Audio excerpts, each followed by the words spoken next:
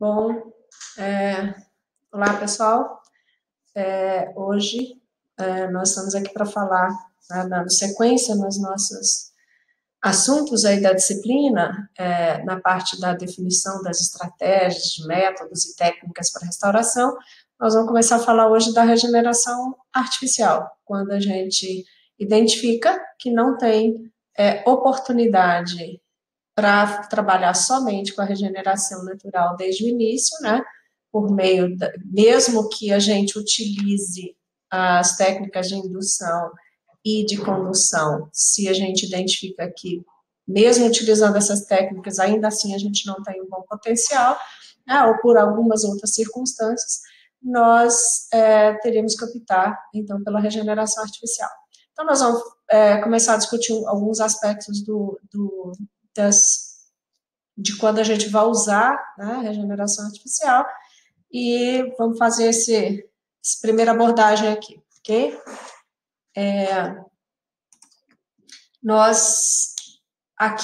Hoje a gente vai falar da parte inicial, que serve também para semeadura direta, mas particularmente, mais ao final, nós vamos abordar algumas técnicas operacionais de plantio, discutir um pouquinho sobre isso, e aí a gente vai falar mais especificamente sobre plantio de mudas, né? Então, só reforçando aqui o nosso início, sempre mostrando para vocês em que ponto que nós estamos aqui discutindo, né? Definição de métodos de recuperação e restauração. Bom, lembrando também que aqui nos métodos de regeneração, que a gente já falou, né, já definiu isso para vocês, agora nós estamos aqui, vamos tratar da parte da regeneração artificial e mais especificamente, em alguns casos, de plantio de mudas, né? E depois nós vamos tratar de semeadura direta, ok? Bom, quando a gente está falando de regeneração artificial, então o que nós vamos precisar definir, né? Tanto para plantio de mudas quanto para semeadura direta, nós vamos ter que pensar e definir os modelos, né? Que nós vamos ver aqui que nós chamamos de modelos, os métodos e as técnicas, né, específicas de cada situação. Como modelos de plantio, nós entendemos aqui aquela parte que é composta da definição do hábito das espécies, ou seja, quais formas de vida nós vamos fazer a implantação, a composição florística, como que nós vamos escolher essas espécies, uma vez definida qual hábito, como que nós vamos escolher as espécies. Nesse momento aqui, nós vamos falar mais na questão de grupos, né, das espécies que a gente escolhe, ou dos grupos funcionais que nós vamos escolher. Depois, mais uma próxima aula aí, a gente vai falar mais especificamente de como a gente vai escolher as espécies, ok? E depois, como a gente vai arranjar isso no campo, ou seja, quais formas de vida que nós vamos plantar, quais os grupos de plantas que nós vamos utilizar e como que a gente vai arranjar isso em campo. Isso aí é que eu chamo de modelos de plantio, ok? Depois disso, nós temos que definir o espaçamento de plantio, temos que escolher as espécies, né? Depois, pensar nas técnicas de plantio. A partir daí, a gente vai ter diferenças entre a semeadura direta e o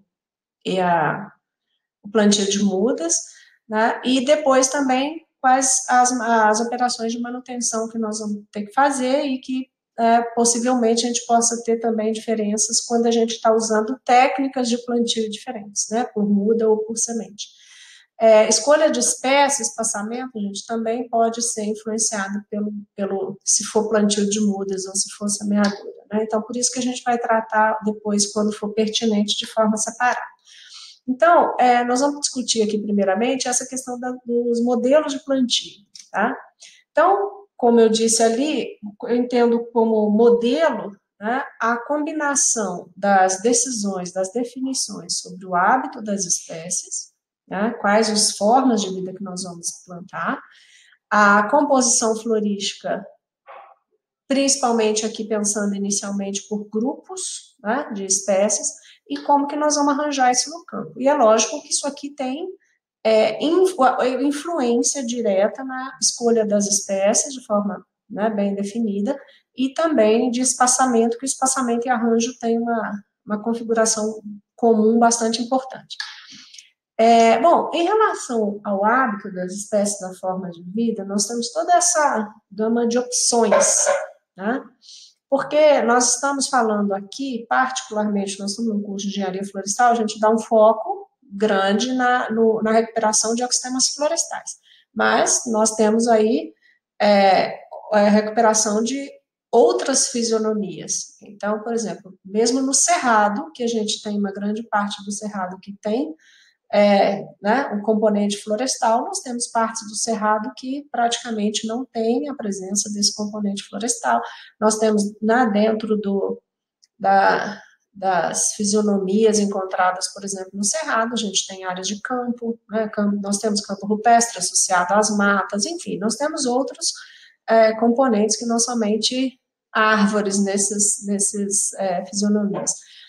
E agora, para começar a recuperar, né, como que nós estamos falando aqui de uma regeneração artificial, ou seja, nós vamos pensar aqui em que situações dessas opções que eu coloquei para vocês, por exemplo, utilizar somente espécies herbáceas, tá? Então, isso pode ser uma opção para a seguinte situação: eu vou utilizar somente espécies herbáceas, primeiro, quando eu tiver numa fisionomia que só tem espécies herbáceas. Então, se eu tiver numa área de campo, numa área de... vamos pensar lá no Rio Grande do Sul, nas áreas dos campos sulinos, né? Ou em áreas de campos, que nós temos aqui na região também, né? Principalmente, como eu comentei, na área de transição de cerrado, no cerrado. Então, se o meu ecossistema só tem espécies herbáceas, eu vou utilizar espécies herbáceas, tá? Só que, por exemplo, muitas vezes esses ambientes eles têm espécies herbáceas e espécies arbustivas e espécies arbóreas junto. Então, existe uma linha de alguns modelos em que se sugere que se utilize somente espécies herbáceas, mesmo que o ecossistema seja um ecossistema, por exemplo, arbóreo.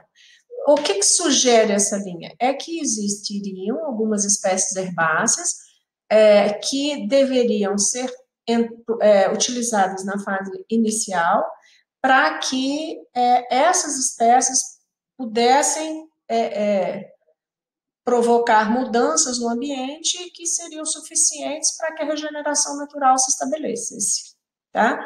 Então, assim, existem algumas situações de áreas degradadas, por exemplo, em mineração, isso é comum, por exemplo, em pilha de estéreo ou de rejeito. Utilizar somente espécies herbáceas para promover uma estabilização dos taludes dessas pilhas. Então, isso é uma situação bem específica, né? E até mesmo porque essas pilhas de estéreo e de rejeito, principalmente pilha de rejeito, muitas vezes pode ser que esse material seja utilizado novamente em outra operação. Então, essa área não deveria ser agora, nesse momento, recuperada com vegetação arbórea, por exemplo. Então, existe essa situação, né, em que, por exemplo, a estabilização de taludes, e até mesmo porque, né, existem taludes muito instáveis e às vezes de grandes proporções e que não seria adequado o plantio de espécies arbóreas numa situação como essa. Então, veja bem, utilizar somente espécies herbáceas seria a opção se a gente está num ecossistema que tem somente espécies herbáceas, ou numa área muito degradada, em que não se pensa nesse momento, no caso, por exemplo, dos taludes, não se pensa em um outro uso para a área, então o que importa é estabilizar fisicamente, geotecnicamente, aquele talude, então a gente usaria só esse grupo de espécies, ou naqueles casos onde mesmo o ecossistema sendo um ecossistema que tenha espécies arbustivas e arbóreas, entenda-se que se a gente fizesse só o uso inicial de espécies herbáceas, o ecossistema depois conseguiria se estabelecer. Temos que tomar muito cuidado com isso, porque existem alguns estudos que, muitas vezes realizados de forma compartimentada, por exemplo, que definem, que eu já vi alguns estudos que, trabalhando com áreas degradadas, identificaram que, por exemplo, na fase inicial, o uso somente de braquiária seria uma melhor opção quando se avaliou algumas características de solo, ganhos em algumas características de solo de forma mais rápida. Mas, peraí, se o ecossistema não se é um ecossistema florestal, e o meu interesse não é só ganhar em termos de características de solo, e eu preciso recuperar a parte aérea, então essa pode ser uma opção que não é adequada, tá? Então temos que tomar bastante cuidado com isso. Principalmente quando a gente trabalha com a questão das herbáceas, em que muitas vezes a opção das herbáceas de serem utilizadas, por exemplo, em taludes, etc., são, em quase sua totalidade, espécies exóticas. E aí, pensar naquela opção de que se eu recuperar essa área, depois a regeneração natural se estabelece, temos que tomar muito cuidado com quais as espécies herbáceas a gente estaria introduzindo na área, tá? Mas essa seria, então, uma opção, utilizar somente espécies herbáceas. Bom, a outra opção que está colocada aí é utilizar inicialmente as espécies herbáceas e posteriormente entrar com as espécies arbóreas, aí falando especificamente para ecossistemas florestais. Bom, isso também parte dessa proposta de, né, que algumas pessoas às vezes defendem, não, vamos melhorar a qualidade do solo primeiro, e para isso talvez utilizar espécies herbáceas que proporcionem um ganho maior, mais rápido ao solo, de termos de biomassa, em termos de matéria orgânica, e às vezes até fixação de nitrogênio e etc., e somente num outro momento vir e plantar mudas. Bom, eu entendo o seguinte, em algumas situações a gente pode ver que isso pode ser necessário, tá? Mas a gente entende que se o ecossistema é florestal, possivelmente eu tenho espécies arbóreas do componente florestal que também têm importantíssimas características que vão melhorar a solo, biomassa, etc. Se a gente comparar aí, por exemplo, com as espécies leguminosas, né, que também são fixadoras de nitrogênio. Então, esse é um argumento que, por exemplo, usar espécies herbácea no começo, esperar lá 2, 3, 4, 5 anos para depois vir e fazer o plantio de espécies arbóreas. Tem que tomar muito cuidado por causa do custo que está embutido aí, do atraso que eu posso ter aí de esperar alguns anos antes de entrar com o componente florestal, né? E principalmente um outro cuidado, que eu já mencionei anteriormente, quais espécies herbáceas que a gente está colocando aí, porque a gente já viu isso, né, gente, há mais de 20 anos atrás, que a gente já está trabalhando com isso e acompanhando. Tinha algumas situações em área de mineração que se fazia muito isso. Não, vamos fazer o que eles chamavam de tapete verde. O que importa é cobrir o solo, independente da vegetação que fosse, para evitar processo erosivo e proteger, e às vezes era importante até mesmo por questão de paisagem. Mas depois o pessoal vinha e fazia o plantio, e aí era uma situação em que normalmente não se tinha sucesso. Por quê? Porque as espécies que eram utilizadas como aquelas que rapidamente incorporam no solo, matéria orgânica, etc., eram exatamente as espécies competidoras com as espécies arbóreas que viriam depois. Então, assim, se plantava braquiária para depois, quando vinha fazer o plantio de espécies arbóreas, você ter que combater a braquiária. Então, é uma situação que não é adequado. Mas vejam, a gente pode ter em algumas circunstâncias essa medida como uma medida possível. Vou dar um exemplo recente. Nas áreas, as margens do curso d'água que forma o Rio Doce, né, e que foi afetado pelo rompimento da barragem de Fundão, lá em Mariana, o que houve?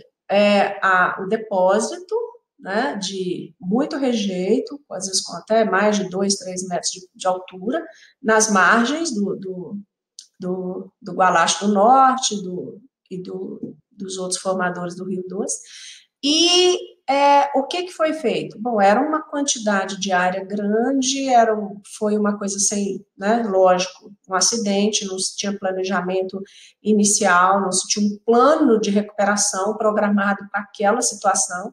Então, o que foi decidido?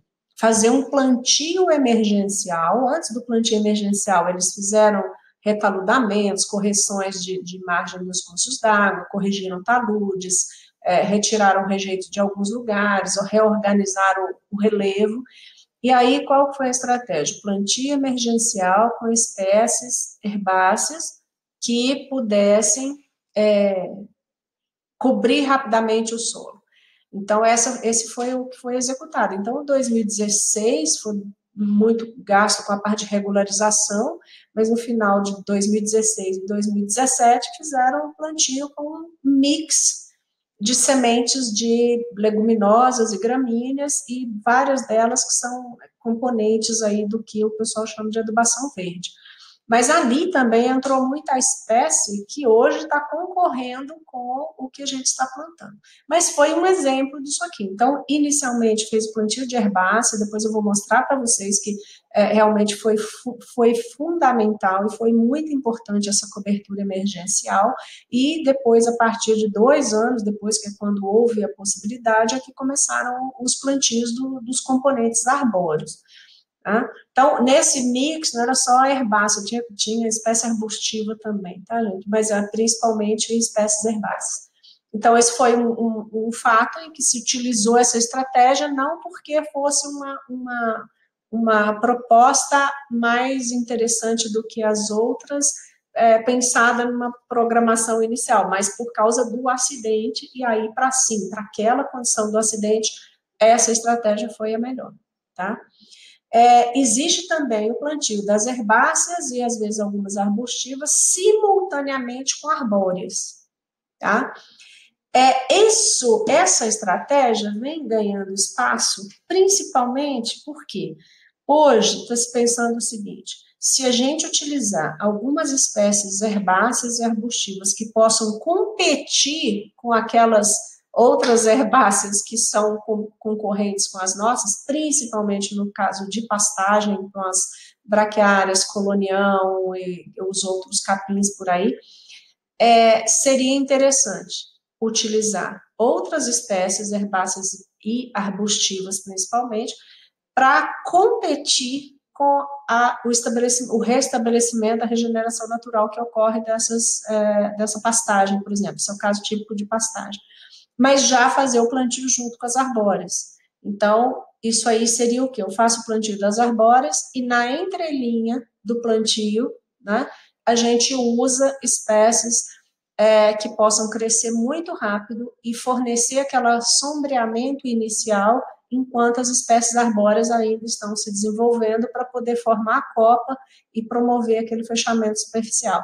Então, essa combinação de herbácea e arbórea simultaneamente, ela é muito interessante, mas vejam bem, essas herbáceas aí estão sendo utilizadas exatamente para cobrir o solo e competir com aquelas herbáceas que já existem lá e que são muito agressivas. Então, normalmente, o que tem se utilizado aí são aquelas espécies consideradas de adubação verde, né? Então, já tem feijão guandu, feijão de porco, crotalária e várias outras espécies aí, que depois a gente vai ver isso também, mais para frente, e essas espécies, principalmente as arbustivas aí, né, elas estão contribuindo para a cobertura do solo, enquanto as arbóreas ainda estão formando copa, né? Então, essas espécies, se forem eficientes, conseguem formar aí já no final do primeiro ano uma massa de proteção aí, enquanto as arbóreas estão se desenvolvendo, ok? O cuidado que tem que ser tomado é que essas espécies aí, porque grande maioria é exótica, né? As espécies de adubação verde utilizadas, na sua grande maioria, são exóticas, e então é fundamental que se use espécies que não tolerem sobreviver naquele ecossistema futuro ali que é sombreado.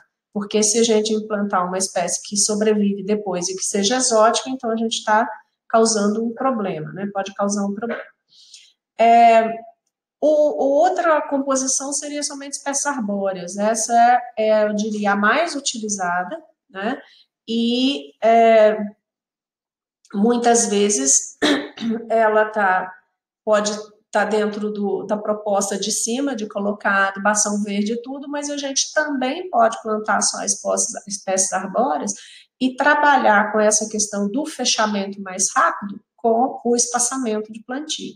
Tá? Então, a gente vai falar um pouco ali depois da combinação de arranjo e espaçamento de plantio, que a gente pode conseguir algum efeito esperado lá daquela adubação verde anteriormente plantada junto, se a gente trabalhar com a questão de espaçamento. Então, são propostas diferentes.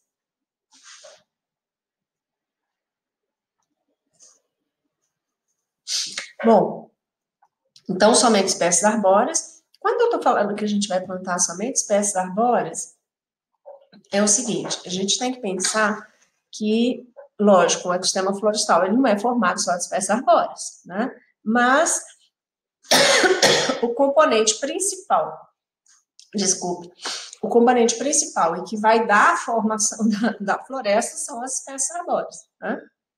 Então, por isso que a gente trabalha somente com espécies arbóreas. Bom, a outra opção, usar sistema agroflorestal, que inclusive hoje tem a permissão do Código Florestal para algumas situações. Só temos que tomar cuidado o seguinte, é adequado colocar um sistema agroflorestal numa área muito degradada? Por que a pergunta? Porque sistema agroflorestal, gente, é um sistema de produção. Se alguém fala assim, mas tem sistema agroflorestal para restauração que não vai produzir nada. Então, não é sistema agroflorestal, né? É aquela herbáceas com arbóreas simultaneamente, né? Então, o sistema agroflorestal, a gente entende que vai tirar produto. Se a região, o solo, o sítio é extremamente degradado, vocês acham que que seria adequado tirar produto dali? Então, é preciso pensar muito bem nessa questão.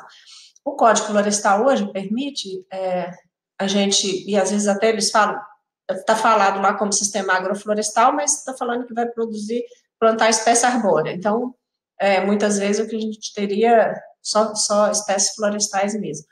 Pensando em produção futura, daqui a algum tempo, né, quando essas espécies estiverem maduras, então você poderia ter isso como um rendimento futuro, mas não agora na fase inicial, porque eu teria uma área muito degradada, tá? Mas aí a gente tem que voltar àquele conceito inicial. Nem toda área é degradada, e a gente tem as áreas alteradas ou perturbadas, que são áreas, às vezes, de excelente produção, são áreas que o proprietário rural estava produzindo milho, feijão, a cultura dele até agora, recentemente.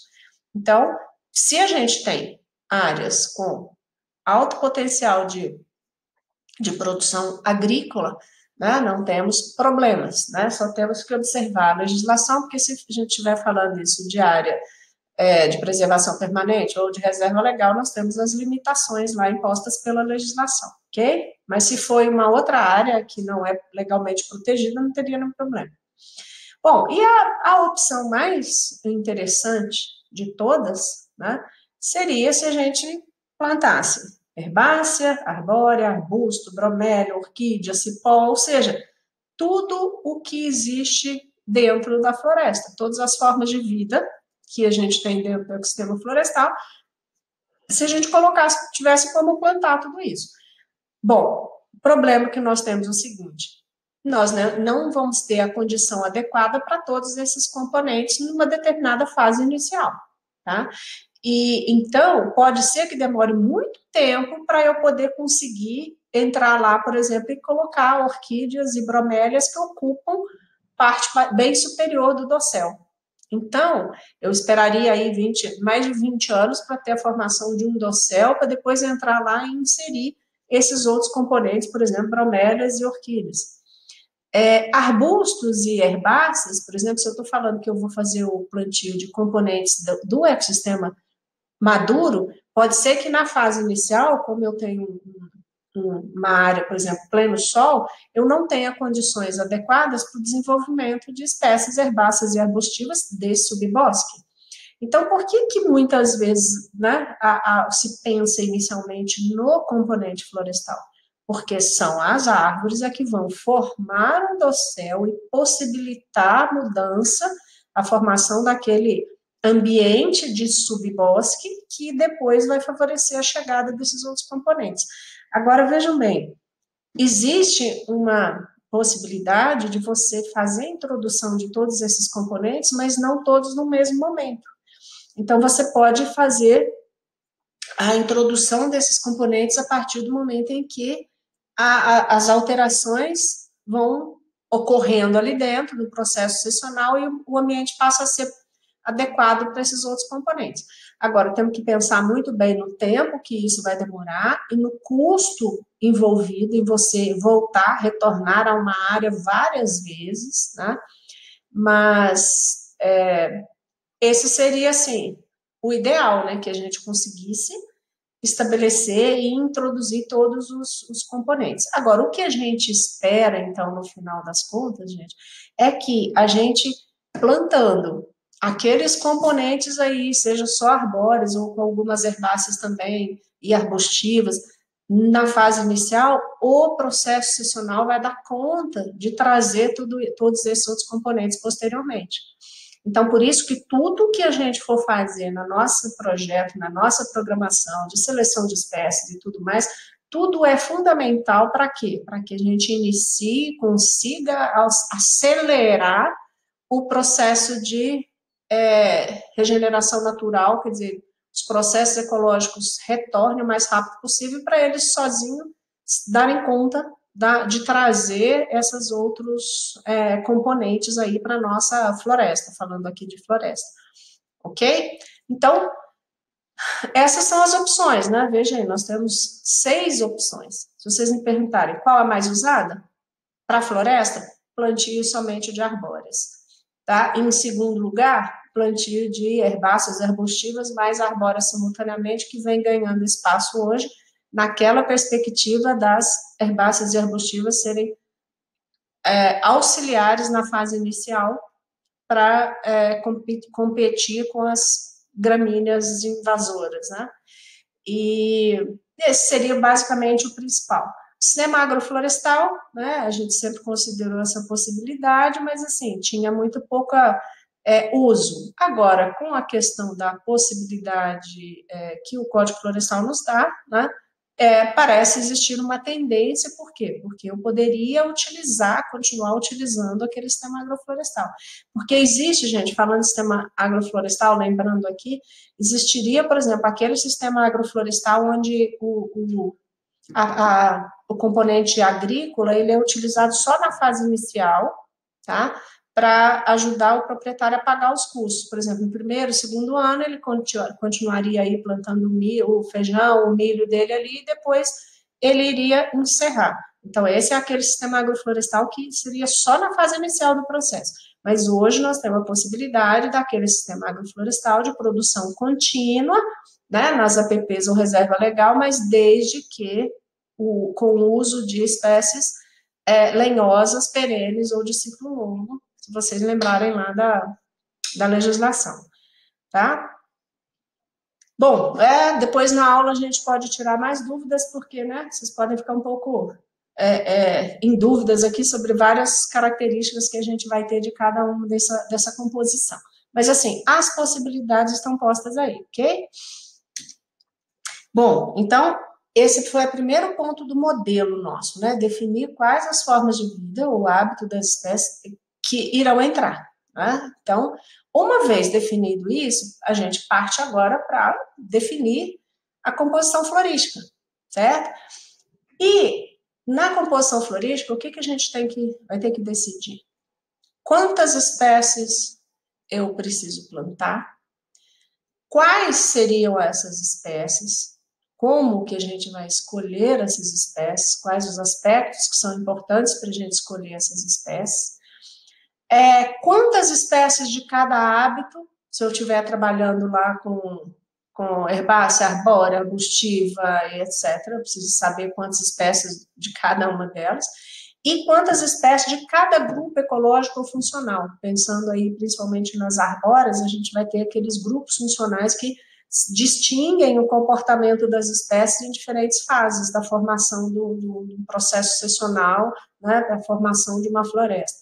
Então, quantas espécies de cada um desses grupos, tá? E qual a proporção de plantas de cada grupo também, tá? Eu estou falando isso dentro de composição florística, por quê? Porque isso é importantíssimo associado a espaçamento, que é o que a gente vai ver depois. Então, nessa etapa da composição florística, a gente, para compor o nosso modelo, a gente vai precisar definir quantas espécies, quais são elas, nós vamos escolher, né? E depois, quantas espécies para cada hábito, ou para cada grupo funcional, e a proporção de plantas, não de espécies agora, a proporção de plantas de cada grupo que vão ser utilizados. Vejamos, as espécies, a escolha das espécies, a gente vai discutir mais para frente. Agora, para a gente, e quantas espécies também, a gente vai discutir depois, num momento específico, numa aula específica, que a gente vai fazer de seleção de espécies. O que é mais importante aqui agora para a composição desse modelo é a gente discutir um pouco mais sobre quantas espécies ou por grupo funcional, mas principalmente a proporção de plantas de cada grupo. Por que isso? Porque isso tem interferência na nossa distribuição, no nosso plantio. Então, isso aí a gente precisa definir junto aqui com o modelo, tá? Bom, existem alguns exemplos clássicos que a gente vai ver aqui dessa distribuição, da composição florística, mas por grupo ecológico, por grupo funcional. Aí aqui eu estou pensando em espécies arbóreas, tá? Essas características que nós vamos falar aqui. Então, basicamente, a gente separa em dois grupos, tá? Vocês aprenderam lá na ecologia sobre alguns grupos ecológicos que a maioria deve conhecer, né? Que são os grupos ecológicos classificados, uma das classificações mais conhecidas seria pioneiras, secundárias e clímax, né? Que está nos dizendo aí nos apresentando características das espécies que são aquelas que iniciam o processo de formação do ecossistema florestal, que são as primeiras que chegam, né? E que após a modificação que elas próprias vão causando no ambiente, ele vai criando uma outra condição que aí outros grupos de espécies passam a ser mais eficientes naquela nova condição criada, né? E aí, por aí, a gente vai tendo um processo de sucessão aí de espécies dentro do ecossistema, né? Enquanto ele vai amadurecendo esse ecossistema. Então, nós temos basicamente aqui, se a gente pensar, bom, se eu estou fazendo a implantação numa área onde não tem cobertura vegetal nenhuma, se a gente pensar do ponto de vista do processo natural que ocorre, normalmente quais são as espécies que chegam e que conseguem se estabelecer, né? Não é só chegar a semente, mas que conseguem se estabelecer numa área a pleno sol. De modo geral, são as espécies dos grupos iniciais da sucessão, né? Que a mais conhecida dela, ou a inicial, é a pioneira, certo? Então, de modo geral, a gente pensa, então eu deveria usar só pioneiros nesse momento, tá? Nesse momento inicial. Só que, então, existe essa possibilidade, a gente usar só as espécies pioneiras na fase inicial, quando elas mudarem o ambiente, a qualidade do ambiente ficar mais favorável ao estabelecimento das outras espécies, eu viria posteriormente e plantaria essas outras espécies, tá? Esse grupo mais avançado. Qual que é a questão em relação a esse modelo? De plantar primeiro só as espécies do grupo 1 ali, que vocês já devem estar observando, que são as pioneiras, e voltar depois para plantar as espécies do grupo 2. Qual que é a questão em relação a esse modelo? É o custo de você voltar depois, daí 2 anos ou 3 anos, e fazer o plantio dessas espécies que a gente não plantou na fase inicial. Então, a gente estaria fazendo um plantio inicialmente, e daí 2, 3 anos eu tenho que voltar e fazer outro plantio. Então, um plantio como esse, ele é mais caro do que se eu plantar tudo junto. Se eu plantar todos os grupos desde o início. O que nós temos que pensar também é que eu tenho que fazer um plantio, se eu fizer um plantio desde o início e ele for eficiente, ele vai ficar mais barato do que eu plantar agora e voltar daqui 2 anos para fazer um outro plantio. Né? Então, se a gente conseguir fazer isso de forma eficiente, plantar todos os grupos funcionais, espécies de todos os grupos funcionais já na primeira vez, então essa seria a forma mais barata de se garantir a restauração, tá? Mas vocês vão ver depois em alguns exemplos que pode ser que as opções talvez sejam, você obtenha mais sucesso numa outra opção, mas aqui nós vamos discutir isso. As propostas que existem principalmente você tem 2 grupos, né? O grupo 1 aqui, que é formado por espécies pioneiras, e o grupo 2, que é formado pelas espécies secundárias e clímax, ou, numa outra classificação, as clímax exigentes de luz e clímax tolerantes à sombra, tá? Mas isso aqui também, às vezes, a gente vê conhecido assim, ó, pioneiras e secundárias e clímax. Pioneiro um grupo, secundário e clímax outro grupo. Mas, às vezes, a gente vê espécies de estágios iniciais da sucessão um grupo, espécies de estágios avançados da sucessão outro grupo. Espécie de rápido crescimento de um grupo, espécie de crescimento mais lento desse outro grupo, porque as espécies de estágios estacionais mais avançados, elas têm um crescimento mais lento. Né? E também existem umas outras denominações, né, como essa denominação que está aí, espécie de preenchimento e espécie de diversidade, que é uma proposta de nomenclatura aí do professor Ricardo Rodrigues, lá da Exalc, de Piracicaba. Então, eles propõem que esses 2 grupos sejam chamados de espécies de preenchimento e espécies de diversidade. Por que esses nomes? Porque, por exemplo, nem sempre as pioneiras, todas as espécies classificadas como pioneiras, são boas na fase inicial. Às vezes tem algumas espécies pioneiras que são importantes, mas elas não exercem algumas das funções que a gente tem interesse. E, por outro lado, às vezes tem algumas espécies secundárias que têm um comportamento melhor do que essas pioneiras na fase inicial do plantio. Veja bem, para aquela condição que a gente está criando de restauração, né, tentando acelerar o processo. Então, por isso que o professor Ricardo chama de grupo de preenchimento, que seriam as espécies, independente do grupo ecológico, que tem a função de rápida cobertura inicial, de promover o fechamento do céu, e as espécies de diversidade, que seriam aquelas espécies que são de estágios estacionais mais avançados e que entrariam no sistema num outro momento, e que, por que o nome diversidade? Porque elas seriam as espécies que iriam garantir a diversidade da floresta madura, porque são as que vão permanecer na floresta madura, né?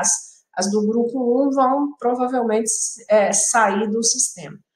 Então, mas assim, é basicamente o mesmo agrupamento, porque, por exemplo, mesmo aqui, quando a gente chama aqui de pioneiras e o outro grupo secundário e clímax, não significa que eu use todas as pioneiras na fase inicial, né?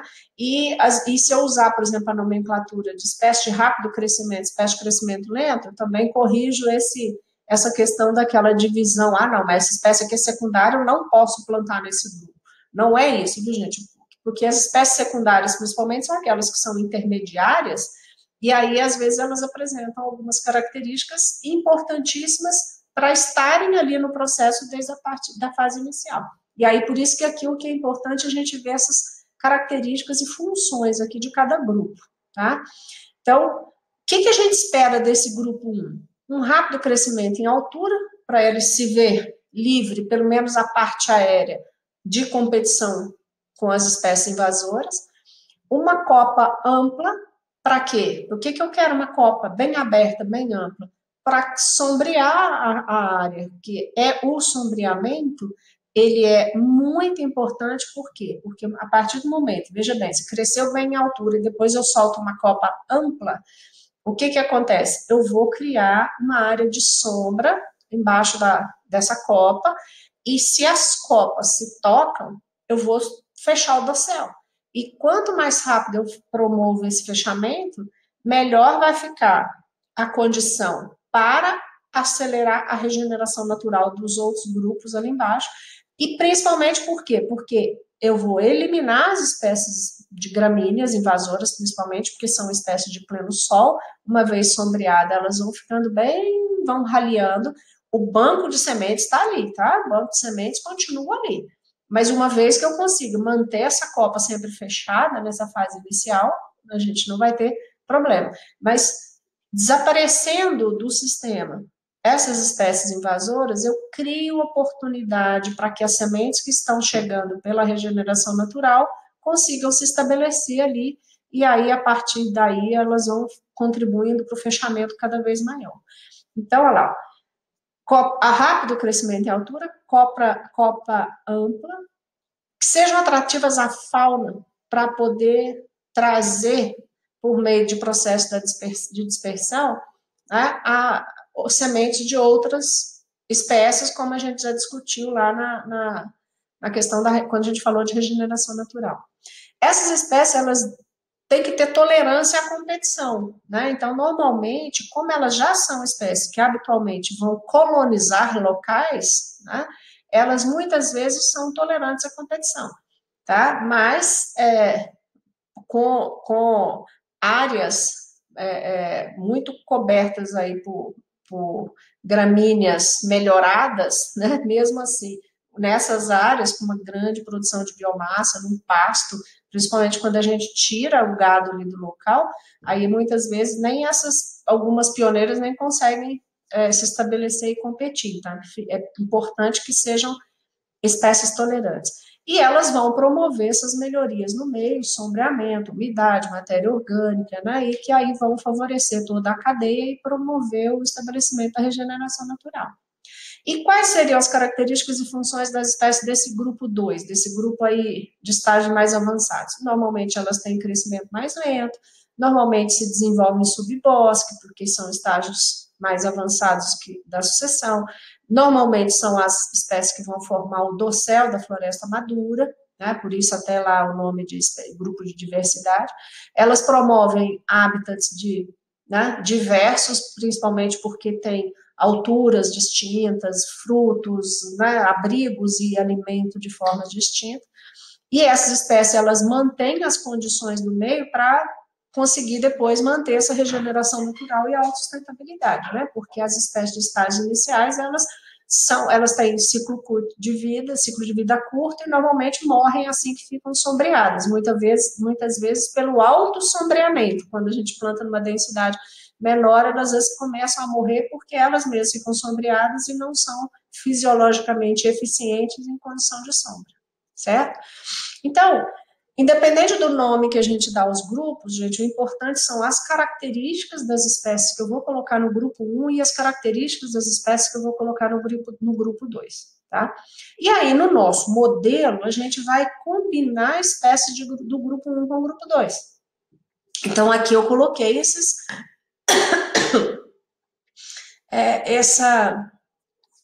proporções que são as mais conhecidas. Você pode plantar 100% de espécies do grupo 1, você pode plantar 75% de espécies do grupo 1 e 25% do grupo 2, ou 50% do grupo 1 e 50% do grupo 2, 50% das plantas, tá? Não é espécie, 50 indivíduos, né? 50% do número de mudas, vamos dizer assim. Tá? Essa opção aqui, ó, de 100% de plantas de espécies do grupo 1, eu estou dizendo nesse caso aqui, como desde o início, vou plantar só espécie do grupo 1, mas eu posso ter aquela opção que a gente viu lá atrás, eu planto só a espécie do grupo 1 agora e daqui a alguns anos eu volto e faço um enriquecimento com a espécie do grupo 2. Você se lembra quando a gente falou de enriquecimento, que eu falei que isso era uma das opções? Né? Fazer um enriquecimento de áreas onde foi feita a regeneração artificial, mas ela não foi satisfatória a regeneração natural dela, ou às vezes ela até foi programada para fazer dessa forma. Né? Então, existem algumas opções aí. Bom, então, uma vez definida essa proporção, tá? Aqui, independente dessas quantidades aqui, Uma vez definida a proporção dessas espécies, dos dois grupos aqui, a gente tem que definir também como que a gente vai distribuir isso no campo, como que vai ser esse arranjo, tá? E esse arranjo, ele tem duas composições aí. A forma de distribuir as plantas no campo, que está relacionada ao espaçamento, tá? O arranjo espacial dos indivíduos, das mudas, tá? Então, a primeira coisa é isso, definir um arranjo espacial das mudas. Agora, depois, qual o arranjo espacial aí, combinado com lá de cima, das espécies, tá? Então, no arranjo da distribuição de plantas no campo, a gente tem a distribuição aleatória, a distribuição sistemática, que a gente tem aqui regular e inquinconso, a gente já vai ver isso. E as formas de distribuir as espécies associadas àquela distribuição espacial das plantas, a gente vai utilizar a distribuição por grupo ecológico ou grupo funcional, os dois grupos que a gente separou lá atrás, e também, às vezes, a gente distribui por arquitetura das plantas, né? Pode ser interessante eu combinar. Eu sei que tem uma espécie, por exemplo, pioneira, que é importante, só que ela tem uma copa muito estreita, né? E só que eu acho que ela é importante porque ela é atrativa para a fauna, tem várias características, mas eu não devo deixar de plantá-la. Só que quando eu for fazer o plantio dela, eu não deveria plantar ela muitas espécies com esse tipo de arquitetura de copa. Eu deveria me preocupar também em mesclar espécies que têm copa bem ampla com espécies que têm copa mais estreita. Então, a gente pode chegar nesse nível de detalhe, tá?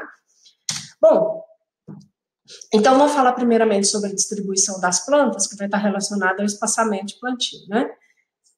A distribuição aleatória, que seria isso aqui em cima, é uma distribuição em que a gente não define previamente o espaçamento, a distância entre as plantas, tá? A gente define somente a densidade de plantas. Olha, vamos plantar aqui 2.000 plantas, ou 1.500 plantas por hectare. Então, distribua-se essas 1.500 plantas por hectare. Isso pode ser feito, tá? É normal? Em áreas grandes, não, né? E normalmente se faz os plantios aleatórios assim, dessa forma, gente, em áreas onde o aspecto visual é importante, é significativo. Então, como quando você planta com alinhamento, a área fica um bom tempo aqui você identifica aquele alinhamento de plantio, aí você vê que foi artificial, quando você está dentro, né? Então, em alguns lugares, como alguns parques, algumas áreas, né, onde o aspecto visual é importante aí desde a fase inicial, pode-se fazer esse arranjo aleatório. Mas ele prejudica a manutenção, né, dificulta, né, por exemplo, a localização de cada planta para eu roçar em volta de cada planta, para fazer o coroamento em volta das plantas. Então, assim, não tem um alinhamento, vai me dificultar, certo? Mas vejam bem, isso aqui ó, é uma situação que pode ser muito comum quando a gente trabalha com semeadura direta. Dependendo do modelo, do método de semeadura, eu posso ter essa condição aqui, principalmente se for a semeadura a lanço, onde você espalha as plantas, né, um número de sementes por hectare, mas sem ter alinhamento. É feito sendo jogado manualmente ou mecanicamente, né, existem equipamentos para isso, a gente vai ver, e aí a gente fica com esse aspecto aqui. Então, esse aspecto, essa distribuição aleatória aqui, ela não nos favorece muito se a gente tiver uma área que eu tenho que fazer o controle de plantas invasoras, porque pode me dificultar. Por exemplo, primeiro, já não vai me permitir entrar aqui com um trator para fazer a roçada mecanizada, para passar uma roçadeira aqui. Então, isso aqui impede esse tipo de tratamento, né, de manutenção mecanizada, ok? Então, esse seria uma distribuição aleatória. Opa, vou ler aqui. E a distribuição sistemática? É aquela distribuição onde eu tenho a definição da distância entre as plantas. Defino a distância dentro de uma linha e entre linhas de plantio. Então, é uma distribuição sistemática, certo? O espaçamento vai ser definido pela distância de plantas aí, pelo menos 2 centímetros, por pelo menos 2 centímetros, porque a gente poderia ter distribuição circular também, tá? Então, aqui, ó, a gente distribui uma linha de plantio, cada linha aqui, né, as linhas nesse sentido aqui horizontal, eu tenho que ter essa distância e tenho que ter a distância das plantas dentro de cada linha, ok? Então, essa que seria a distribuição sistemática. Nessa distribuição sistemática, a gente pode ter uma distribuição regular, que é uma distribuição aqui quadrada ou retangular, dependendo aqui. Existe também triangular, viu, gente? Mas eu nem coloquei aqui. Por exemplo, você tem uma distribuição quadrada, 2 por 2, até 2 metros de distância entre a linha, né? Considerando essa primeira linha, segunda linha, e dentro da linha também a distância 2 metros. Então, eu vou ter, ao final, um espaçamento quadrado, certo? Aqui eu já tenho espaçamento retangular. Por quê? Porque a minha linha aqui, nesse meu exemplo, está a 3 metros de distância dessa linha de cima e dentro das linhas 2 metros. Então, eu tenho um retângulo aqui de 3 por 2. É só isso. Mas essa distribuição a gente chama de regular, que é a distribuição aqui quadrada ou retangular. E existe essa aqui, ó, que é conhecida aí na silvicultura, pouco utilizada, mas conhecida. A gente tem aqui o que se chamam de quadrados sobrepostos, tá? Eu pego essas plantinhas aqui branquinhas e tem um quadrado formado por elas, certo? Cada quadrado aqui, né? Formado por essas plantas. E eu venho com as plantinhas amarelas aqui, ó, no mesmo distância dos quadrados aqui, no mesmo espaçamento, e sobreponho aqui, só que eu começo aqui, ó, no meio dessa primeira quadrada, ok? Então, o que eu tenho aqui no final? Tenho um quadrado formado vamos pegar aqui por exemplo, 3 por 3, tá? Tem um quadrado de 3 metros por 3 metros. E depois o outro quadrado amarelo também de 3 metros por 3 metros. E aí, como que isso fica no final das contas? Se eu pegar uma unidade, aquele primeiro quadrado branco, eu vou ficar com um quadrado com uma planta do amarelo no meio. Se eu pegar o quadrado amarelo, eu tenho a mesma coisa, né? Eu tenho um quadrado amarelo aqui, tem uma branca no meio, tá? Então, esse quadrado sobrepostos, né? Aqui, ó, por exemplo, quadrado 3 por 3, e ele é conhecido como quincôncio, tá? Então, esse termo quincôncio aí, ele é conhecido, porque a origem vem de 5, né? Porque eu acabo formando unidades formadas por uma planta, um quadrado, né? Com uma planta em cada vértice do quadrado e uma planta aqui no meio, tá? Então, isso acaba sendo a minha unidade, ela fica dessa forma. E em relação ao espaçamento, por exemplo, se eu pegar 2 quadrados de 3 por 3 e sobrepor, o que eu vou ter ao final? Vejam bem, as minhas linhas na horizontal aqui vão ficar a 1,5 metro de distância entre elas, certo? Porque se eu tinha 3 metros aqui entre as duas aqui, eu joguei mais uma linha aqui no meio, então o espaçamento meu, ele passa a ter linhas a cada 1,5 metro e plantas a cada 3 metros dentro da linha. Então, meu espaçamento final aqui ficaria sendo de 1,5 por 3, ok? E com esse arranjo do quadrado inicial aqui, e esse segundo quadrado começando aqui no meio, certo? Que aí me daria esse espaçamento aqui. Então, isso é o que é conhecido aqui, o quincôncio, tá? Então, eu divido aqui só para a gente gravar bem isso aqui, nesses dois aqui que são simples, como o regular, e esse aqui o quincôncio, ok? Bom, e como que eu distribuiria isso, então? Então, vamos voltar lá. Aquela proposta que eu fiz de distribuição de plantas de grupo ecológico. Então, 100% de todas as plantas vão ser de espécies do grupo 1. 100% de espécies pioneiras. Não significa uma única espécie, viu, gente? Eu posso ter 50 espécies do grupo pioneiras, do grupo 1. E aí eu vou plantar só essas espécies. Então, eu vou plantar, né, fazer o plantio aqui só de espécies pioneiras, definir, então, que é 100% de espécies do grupo pioneiras, e aqui eu estou sugerindo um espaçamento regular, ó. Cada linha aqui, está me parecendo o meu desenho aqui, ser 3 metros entre linhas e 2 metros dentro da linha, tá parecendo ser um espaçamento 3 por 2. Então, esse seria um exemplo aqui que eu estou plantando, né? As plantas branquinhas aqui são espécies pioneiras, num arranjo sistemático, porque eu estou definindo as medidas, e ele é regular, tá? Porque ele está formando aqui um retângulo. Eu poderia pensar, por exemplo, agora, 75% de plantas espécies pioneiras e 25% de espécies clímax, tá? Que são aqueles 3 que eu falei para vocês. Aqui eu poderia jogar também no arranjo sistemático, regular, e eu poderia ter uma distribuição como essa. Uma linha de espécies do grupo 1, ou seja, pioneiras, intercalada por uma linha de espécies dos 2 grupos. Depois eu volto com outra linha só de pioneira, uma linha dos 2 grupos, uma linha só de pioneira. Com isso eu consigo esse 75% e 25%. Por quê? Como eu tenho as linhas ímpares, 1, 2, 3, são de espécies pioneiras, então eu já garanto 50% de espécies pioneiras, certo? Nas linhas pares, linha 2, 3, 4, desculpa, eu já tenho aqui intercalando uma do pioneira, uma secundária e clímax, uma pioneira, uma secundária e clímax. Então, aqui eu vou ter metade das plantas pioneiras e metade secundárias e clímax, que são as pretinhas aqui.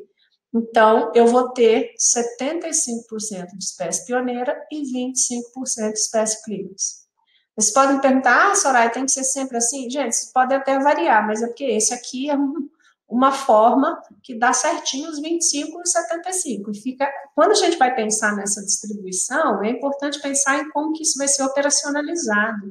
Vocês vão ter 50, 70, plantando lá mais de 50 espécies diferentes. Já tendo que pensar no espaçamento, tendo que pensar em qual grupo essa espécie pertence. E como que eu vou distribuir as espécies, para não ficar todas as espécies de uma mesma, todas as plantas de uma mesma espécie plantada em sequência aqui, porque eu já vi isso em campo, viu? Então, vocês vão ter que pensar na forma de operacionalizar isso. Então, essa é uma forma que simplifica, né? Eu já vi, por exemplo, a proposta de 80% de pioneiro e 20% de secundário e clímax. Como é que eu vou calcular isso aqui? 80% não vai dar esse certinho aqui. Aqui, pelo menos, fica, né? Orientação para plantio. Linhas ímpares, só do grupo 1. Linhas pares, intercala uma planta do grupo 1, uma planta do grupo 2. Pronto, está definido aqui, dando 75% a 25%. Tá? Qual que é a outra opção? Essa é a mais usada, viu, gente? Continua sendo a mais usada, né, com algumas variações, é lógico, mas essa aqui é uma das mais usadas. 50% de espécies pioneiras, que seria aquele grupo 1, e 50% das espécies do grupo 2, que seriam as de estágios mais avançados da sucessão. Poderia ser 40, 60? Pode também, mas o 50 também facilita a operação de plantio. Nesse caso aqui de 50% de cada grupo, a gente tem duas opções, ó. Eu posso usar aquele quincôncio, aquele arranjo em quincôncio, os dois aqui são sistemáticos, e posso usar o espaçamento regular, tá? O quincôncio, lembrando, é aquele quadrado sobrepostos, que eu vou ter uma linha, a segunda linha começa no meio, e que me dá aquele quadrado com uma no meio, certo? Então, se eu usar isso aqui, por exemplo, se for 3 por 2, 3 por 1,5, aqui, no final das contas, eu vou ter 3 por 3 aqui e 1,5 aqui, certo? Então, eu ficaria com 1,5 de distância entre as linhas e 3 metros de distância aqui dentro, certo? Então, eu posso usar aqui 1,5 por 3 dá 1.667 plantas? Não, 1,5 por 3 vai dar 4,5, vai dar 2.222 plantas por hectare. 1.667 é 3 por 2, né?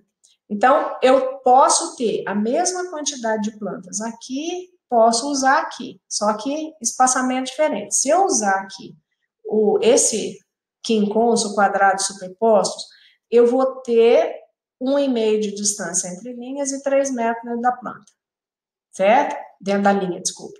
Só que eu vou, nessa proposta aqui, eu vou intercalar uma linha do grupo 1, uma linha do grupo 2, uma linha do grupo 1, uma linha do grupo 2, ok? Então, vejam bem, eu vou ficar com um quadrado de 3 metros de lado para cada uma e uma clímax aqui no meio, certo? E aí, lembrando, intercalando linha de espécie pioneira e linha de espécie clímax. Mas eu posso fazer isso de uma outra forma e usar o espaçamento de 3 metros entre linhas e 1,5 metro dentro da linha, que é, no final, eu vou ter o mesmo número de plantas aqui, mas vejam bem como que seria a distribuição.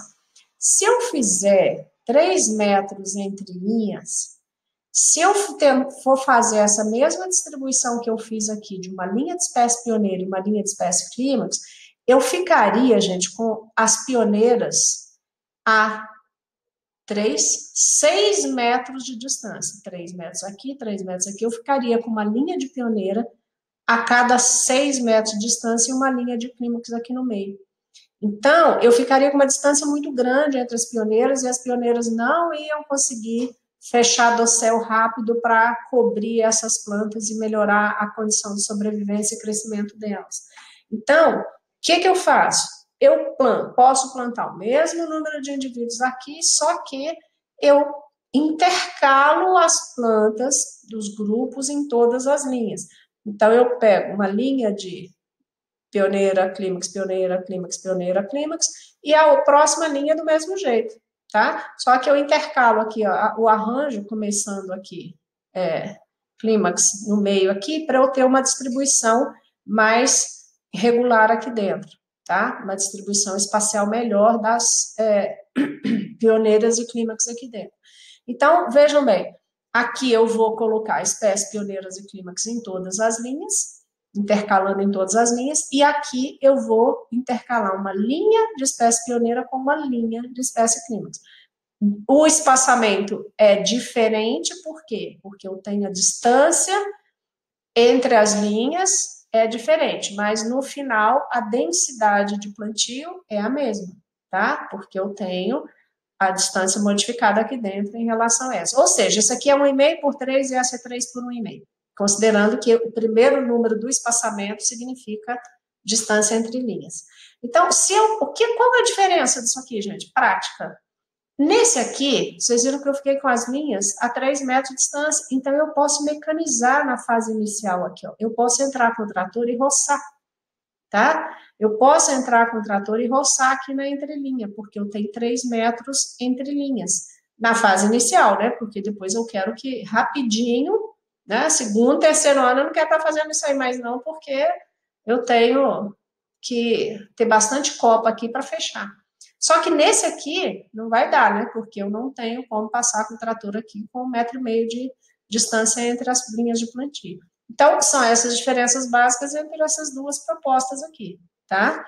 Então, a distribuição, a proporção de plantas é a mesma, mas como eu tenho um arranjo de plantio diferente aqui em termos de distribuição das plantas, eu também distribuo as espécies, né, os grupos, de forma diferente para favorecer sempre o quê?